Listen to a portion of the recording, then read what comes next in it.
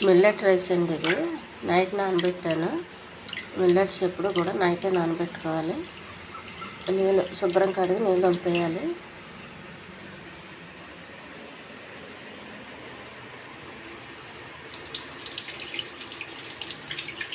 మనం ఎక్కువ నీళ్ళు పోసి నైట్ నానబెట్టుకోవాలండి. ఒకసారి కడిగితే సరిపోద్ది, ఎక్కువ కడగొద్దు.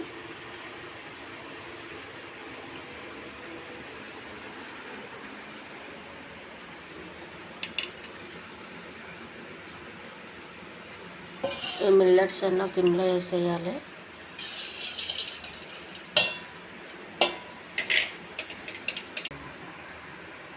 ఒక గ్లాసు వాటర్ వేయాలండి.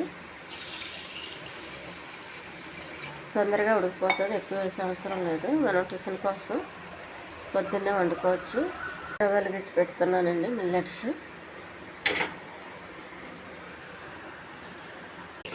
మిల్లెట్ రైస్ ఉడుకుతుందండి. ఈ వాటర్ అంతా పోయేంత వరకు ఉడకనివ్వాలి.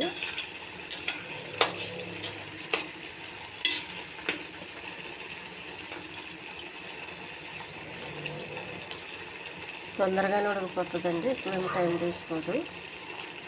ఇంకా కొంచెం వాటర్ దగ్గర రావాలి. చాలా హెల్తీ ఫుడ్ అండి ఇది.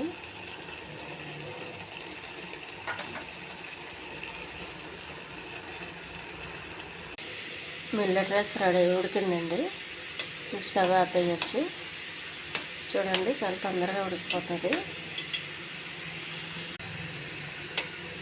ఈ మిల్లెట్ రైస్ని మనం ఉప్మాలా చేసుకోవచ్చండి, లేదంటే ఏదైనా మంచి కర్రీ వేసుకుని తినచ్చు. చాలా బాగుంటుందండి. హెల్తీ ఫుడ్ ఇది. ఈ ఛానల్ నచ్చితే సబ్స్క్రైబ్ చేయండి, షేర్ చేయండి, లైక్ చేయండి, కామెంట్ చేయండి. దీన్ని మనం ఇలా తినలేకపోతే మామూలుగా కొందరికి మిల్లెట్ తినలేమండి. మిల్లెట్స్ మామూలుగా తినబుద్ధి కాదు, అందుకని కొంచెం ఉప్మా టైప్లో కానీ కొద్దిగా వెజిటేరియన్ టైప్ చేసుకొని కొంచెం బిర్యానీ టైప్లో కానీ చేసుకోండి, చాలా బాగుంటుంది.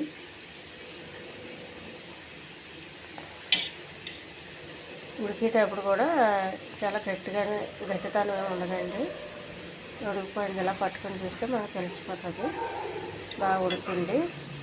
ఇందులో నీళ్ళు గట్ట వంపకండి, విటమిన్లు అన్నీ పోతాయి, మనకి ఏమి ఉండదు. ఇంకా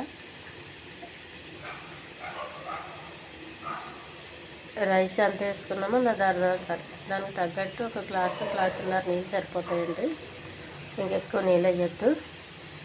మరి ఎక్కువ నీళ్ళు వేసేస్తే నీళ్ళు వంపేయవలసి వస్తుంది, అది మంచిది కాదు నీళ్ళు వంపేయడం.